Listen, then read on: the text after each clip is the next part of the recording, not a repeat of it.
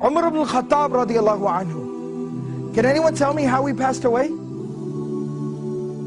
He was stabbed while he was leading the prayer. Alright, he was stabbed while he was leading the prayer. The narration goes on to tell us that Umar radiallahu anhu has this big open wound. He has literally a hole in his stomach.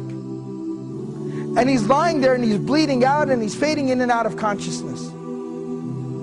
And then while he's in that state and in that condition, he hears the call, the adhan for prayer. And he starts getting up. Everyone around him is like, oh, wait a second, where do you think you're going? He says, I have to go pray the adhan. I have to go and pray, it's the adhan. And he said, you're dying.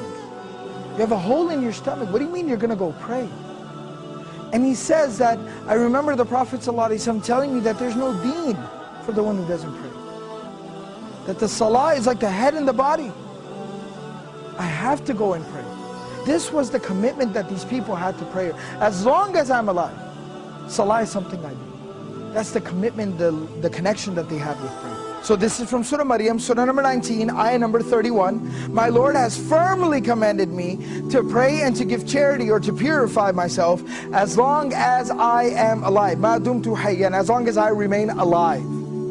This is a statement of Isa alayhi salam. This is a very powerful reminder about our approach to prayer and how we approach prayer and how we perceive and think and how we implement prayer in our lives. You see, we're supposed to pray, it's saying, as long as I am alive. Till my last breath, I am committed to salah, to prayer. Now what does that exactly mean? It means no matter what comes up, prayer is something that I will hold on to till my last breath. I will concern myself with till death.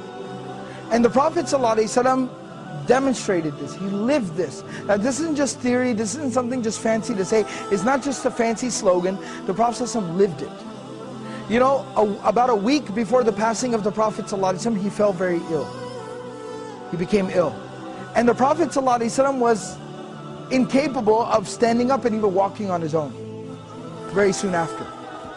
So the Prophet ﷺ, what he did, Prophet ﷺ would send for two Sahaba, they would come to his home and they would carry him, he'd put his arms around their shoulders and they would literally carry him to the prayer like this. But he'd still go for prayer in this condition. He'd still go to pray like this. Teaching us, prayer is something we do till our last breath.